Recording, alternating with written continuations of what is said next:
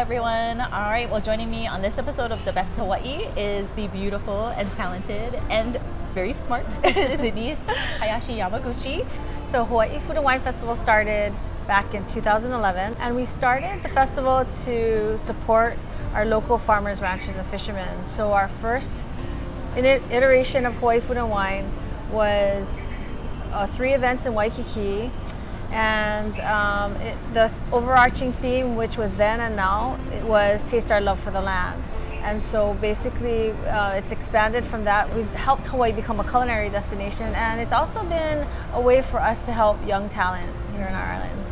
And who kind of created it, or who, coordinated that? So there were a lot of people involved, the concept of it, but our two co-founders, in addition to myself, are Alan Wong and Roy Yamaguchi, and both of them had in the past always supported our local farmers.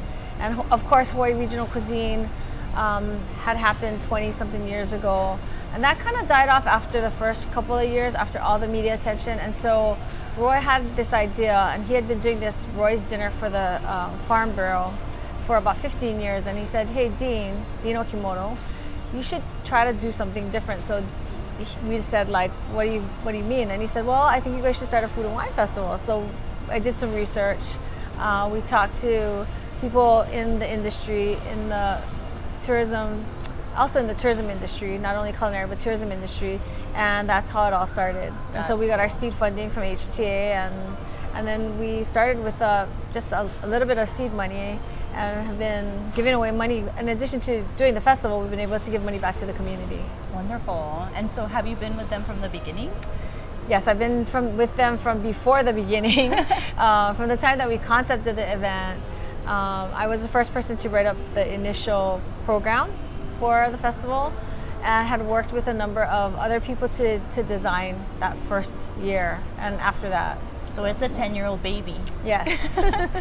So my background is not in food or in wine. It's in governmental affairs, fundraising, and community relations. And actually, my husband is Roy Yamaguchi, and we met at a fundraiser when I was the VP of Corporate and Public Affairs at Bishop Museum.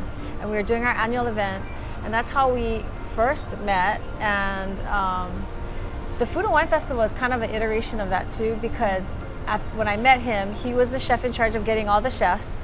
And it kind of was a novelty back then. You didn't have all of these food events, and so we had stations, and it was a walk around. And then I was in charge of the fundraising. So when we started Hawaii Food and Wine, I was in charge of the administration. I was in charge of making sure we had enough money, and Roy and Alan, of course, were in charge of inviting all the chefs. So yeah, it's kind of an iteration of how we had met and what we were doing, and then we just continued it since then. I feel like it's Groundhog's Day. You get to relive the first time you met every year. And so, do you have any memorable stories? I mean, you have the premier chefs from around the world that come to Hawaii. You must have some memorable experiences. Yeah, we had some pretty amazing people come. I was just looking, because it's our 10th anniversary, of all the amazing chefs that we've had. A couple of years ago, we started something called Culinary Heroes event, and we were able to bring out Jeremiah Tower. We've had Rick Bayless out as our second culinary hero, and this year we're proud. We're going to announce another group of individuals to take on that culinary hero. So that was kind of cool, but we've also had chefs like Nobu here. We've had chefs like, some of the names that are familiar are maybe Chef Morimoto. We've had Hubert Keller come out. We've had Tetsuya from Australia, and just a whole host of amazing talent. So cool. What makes this the best food and wine festival in the country or in the world?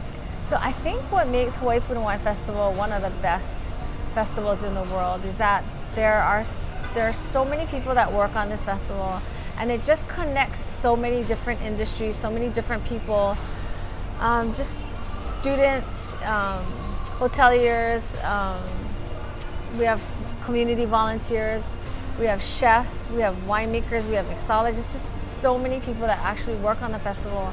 And when you look at how many people the festival itself touches, that's pretty amazing.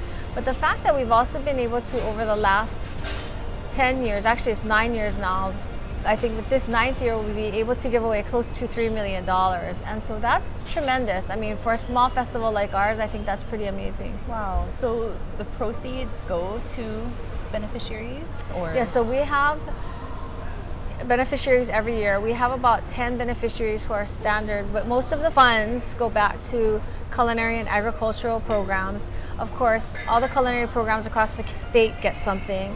Hawaii Agricultural Foundation gets something. We have other small producers like Papahana Kuaola and Paepae Oheia, who've been partners with us from the beginning, who get funds from the festival, Wonderful. who receive funds from the We festival. featured Paepae too.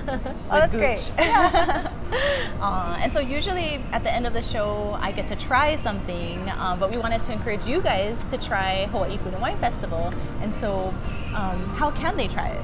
So our first event will be on May 29th, and it'll be our launch, and that will be the beginning of our 10th anniversary. We'll announce the chef lineup, and we'll announce also the event lineup. Tickets for that event and all of our events after that point will be on HawaiiFoodAndWineFestival.com, or you can also find us on social media. Thank you so much, Denise. Thank you. Cheers. Cheers.